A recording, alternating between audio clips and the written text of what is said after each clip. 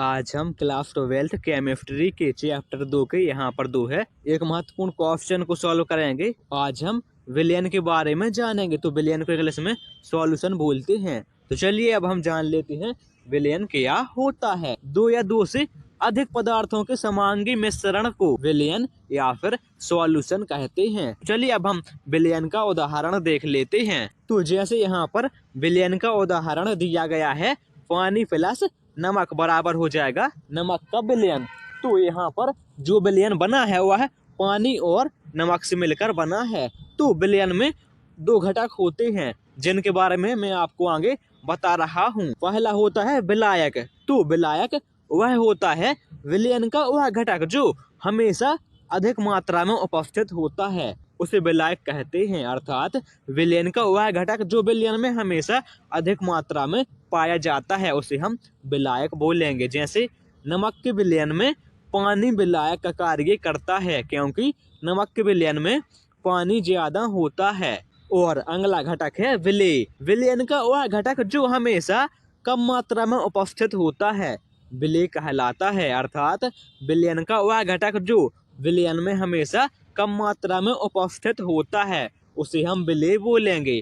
जैसे नमक के विलयन में नमक विलेय का कार्य करता है। अर्थात नमक का विलयन नमक और पानी को मिलाकर बनता है, तो उसमें नमक कम मात्रा में होता है, इसलिए नमक को हम विलेय बोलेंगे। विलयन के निम्न प्रकार होते हैं। तो पहले हम देख लेते हैं अवस्था के आधार पर, अर्थात पदार्थ किस प्रकार का है। विलयन पदार्थ की अवस्था के आधार पर निम्न तीन प्रकार के होते हैं। पहला है ठोस विलयन, अगला है द्रव विलयन और अगला है गैस विलयन। तो यदि आपको इनके बारे में जानना है कि ठोस विलयन क्या होता है, द्रव विलयन क्या होता है और गैस विलयन क्या होता है, तो मैंने इसके ऊपर एक वीडियो अलग से बनाया है जिसकी लिंक मैं इस वीडियो को डिस्क्रिप्शन बॉक्स में दे दूंगा।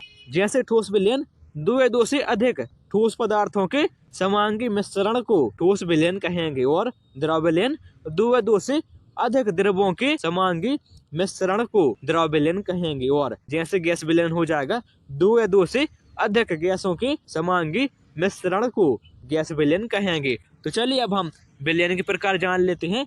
विलेय की मात्रा के आधार पर, विलेय की मात्रा के आधार पर विलयन के प्रकार निम्न दो प्रकार के होते हैं। पहला है तनु विलयन। वे पदार्थ जिनमें विलेय पदार्थ की मात्रा कम होती है तनु विलयन कहलाते हैं। जैसे उदाहरण में देख लेते हैं 20 ग्राम HCl 100 मिलीलीटर जल में तनु विलयन है। अर्थात यहाँ पर जो विलेय की मात्रा है वह विलायक से बहुत ही कम है, इसलिए यह तनु विलयन होगा। और यहाँ पर एक और एग्जाम्पल है 20 ग्राम H2SO4 100 ml जल में तनु विलयन होगा क्योंकि यहाँ पर विलेय की मात्रा विलायक में बहुत ही कम है। तो अगला प्रकार है सांद्र विलयन।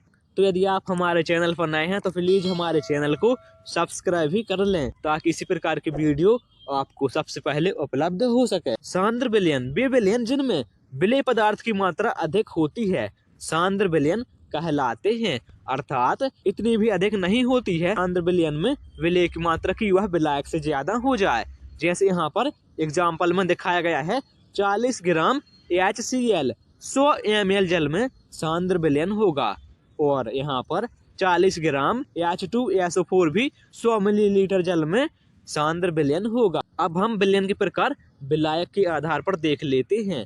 तो विलायक के आधार पर विलयन के निम्न तीन प्रकार होते हैं। पहला है असंतृप्त विलयन। वे विलयन जिनमें स्थिर ताप पर विलेय पदार्थ की और अधिक मात्रा घोली जा सके असंतृप्त विलयन कहलाते हैं। जैसे यहाँ पर एग्जाम्पल हो जाएगा 25 डिग्री सेल्सियस ताप पर नमक का असंतृप्त विलयन होगा। अर्थात यदि इस विलयन में हम नमक की मात्रा और भी घोलें तो वह मात्रा भी घुल जाएगी, अर्थात वह भी संतृप्त नहीं हुआ है। जैसे कि किसी मनुष्य को भूख लगी हो तो यदि उसने 4 रोटी खा ली और उसको भूख लगी थी 5 रोटी की तो वह संतृप्त नहीं हुआ है। उसे संतृप्त होने के लिए 1 रोटी की आवश्यकता और पड़ेगी, तो वह 1 रोटी और खा जाएगा, अर्थात वह असंतृप्त था। इसी प्रकार असंतृप्त विलयन भी होता है। अब हम जान लेते हैं संतृप्त विलयन क्या होता है। वे विलयन जिनमें स्थिर ताप पर विलेय पदार्थ की और मात्रा न घोली जा सके संतृप्त विलयन कहलाते हैं। जैसे 25 डिग्री सेल्सियस ताप पर नमक का संतृप्त विलयन होगा। अर्थात इस विलयन में हम 25 डिग्री सेल्सियस ताप पर और विलेय की अर्थात नमक की मात्रा को नहीं घोल सकते हैं, क्योंकि यह विलयन 25 डिग्री सेल्सियस ताप पर संतृप्त हो गया है। अर्थात यदि कोई मनुष्य 4 रोटी का भूखा था, तो यदि उसने 4 रोटी खा ली है तो वह पूरी तरह से अफर गया है, तो वह अब और भी रोटी नहीं खा सकता है। इसी प्रकार संतृप्त विलयन होता है। और अगला प्रकार है अति संतृप्त विलयन। वे संतृप्त विलयन जिन्हें गर्म करके और अधिक विलेय घोला जा सके, या वे संतृप्त विलयन जिनमें विलेय के कण नीचे बैठ जाते हैं, अति संतृप्त विलयन कहलाते हैं। अर्थात वे विलयन जिन्हें गर्म करके विलेय की मात्रा और अधिक घोली जा सके, जिससे वे विलेय के कण जमीन में बैठ जाते हैं, जिससे कि वहां पर विलेय की मात्रा और अधिक घोल जा सके, तो ऐसे विलयन को अति संतृप्त विलयन कहेंगे। जैसे यदि कोई मनुष्य 4 रोटी का भूखा है, तो यदि उसने 4 रोटी खा ली है, तो यदि हम उसको 1 रोटी और जबरदस्ती खुआ दें तो वह अति संतृप्त हो जाएगा, अर्थात हद से ज्यादा अफर जाएगा। इसी प्रकार अति संतृप्त विलयन भी होता है। अति संतृप्त विलयन का एक महत्वपूर्ण एग्जाम्पल है सोडा वाटर। Thank you.